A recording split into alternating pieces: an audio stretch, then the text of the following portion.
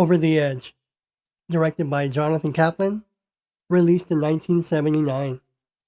Nobody listened. Nobody cared. Nobody paid attention to them until they went over the edge. Who's listening now? Let's check out and review Over the Edge.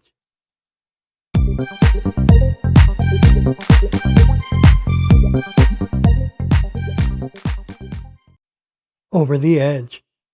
Not all is well with the children of New Granada. This movie does a great job of capturing the reality of suburban living for a large number of teens in the 1970s. Growing up as a teen when this movie came out was a lot like the teens in this movie in the late 70s, where large groups of kids were essentially left to their own devices by parents too preoccupied with pursuing the American dream to even notice what we were really up to. Over the Edge is a time capsule of what life was really like in the late 70s for the young teenagers. I can't get enough of Over the Edge. Matt Dillon, apparently this was his film debut, and I guess for the audition he skipped school to go to the audition. And so Matt Dillon is the quintessential punk, as he was in Little Darlings, as he was in My Bodyguard. What can I say?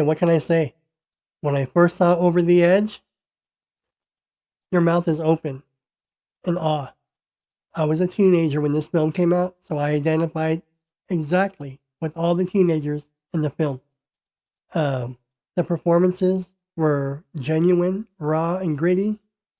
It's as if you knew everyone, all the kids there.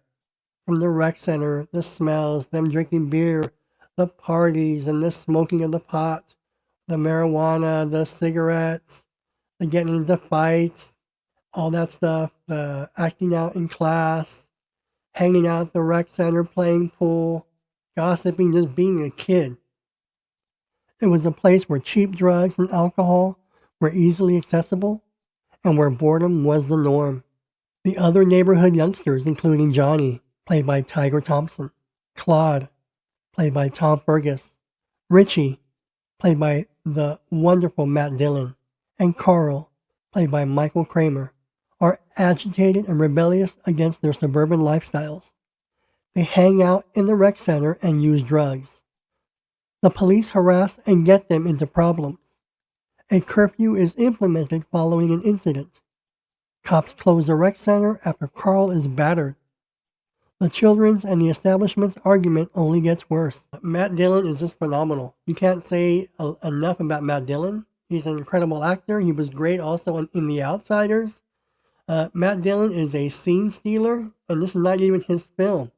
But he was a character actor in the film, and Matt Dillon steals the show. This is Matt Dillon's first movie. Despite not being the lead, he steals the entire film. You cannot keep your eyes off Matt Dillon. Good music is playing, however, it's only in the background. For the time period, the content is edgy, raw, and in your face. The kids are not just smoking a little marijuana, they're doing hash.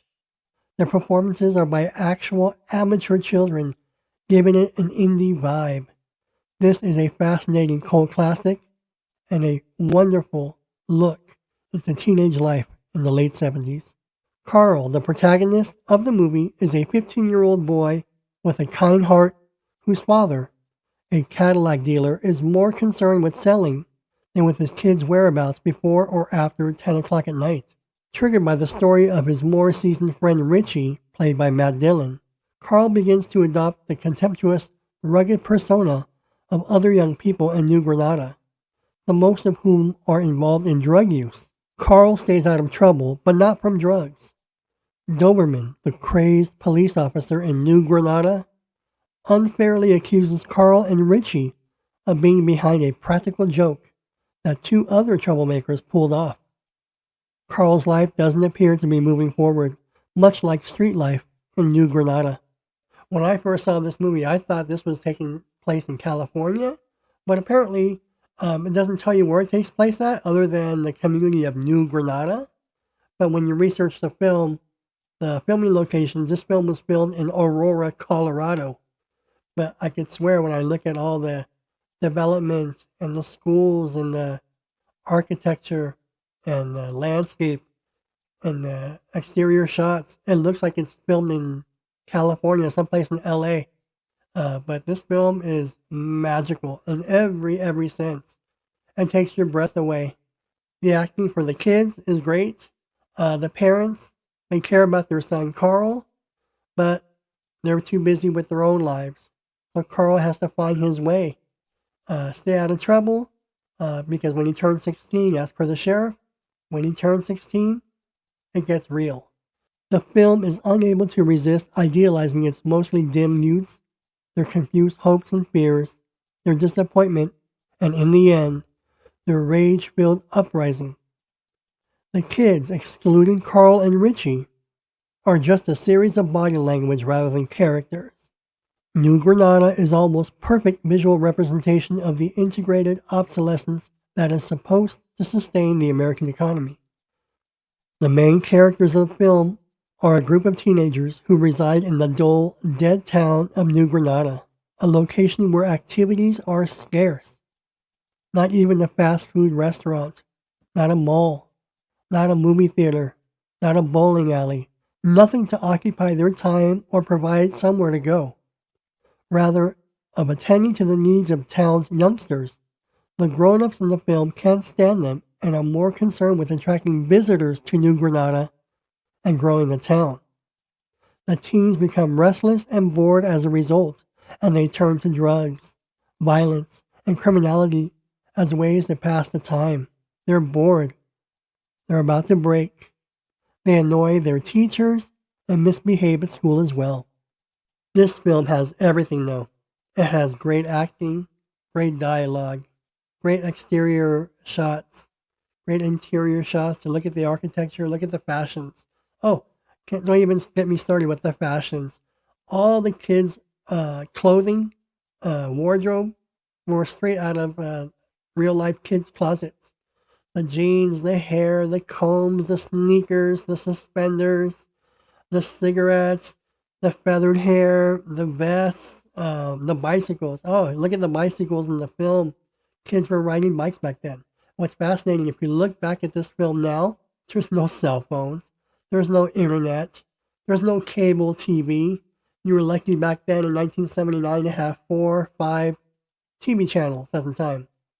And in New Granada, you had nothing to do but hang out at the local rec center. That's all you had to do. Different from any other teen films, Over the Edge is raw. It tackles heavier subjects than prom queens, nail polish, Prince Charming. It is based on real-life incidents. This depiction of adolescence is far more accurate than 16 Candles or Can't Hardly Wait.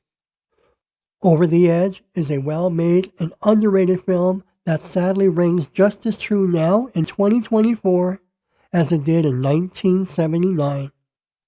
I love everything about this movie. If you haven't seen this movie, it's worth watching.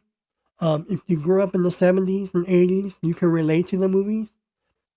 The next time someone tells you that The Breakfast Club is the greatest teen movie ever, tell them to shut up. Show them this movie and set them straight. To this date, there's no other teen movie that's more realistic, more raw in your face, that covers teenage issues than Over the Edge. The kids were genuine and raw and talented. The entire idea about the pervasive boredom that comes with being a teenager hit the mark. The music tunes were exactly what I and my buddies were listening to at the time. The Cars, Cheap Trick, Van Halen, AC/DC, and the older stuff like Jimi Hendrix. This small film was amazing. I love it. I love everything about this movie. I can watch it over and over again and not get tired of it. Because visually, it takes you back to the late 70s, 1979. This film is awesome. All the kids were great actors. There wasn't anything really corny that stood out. The music, the soundtrack was phenomenal. What can you say? This film is great. Out of 5 stars, I would give it a 10 stars. This is like one of the best. And everyone has their own favorite teenage movie or coming of age teenage movie.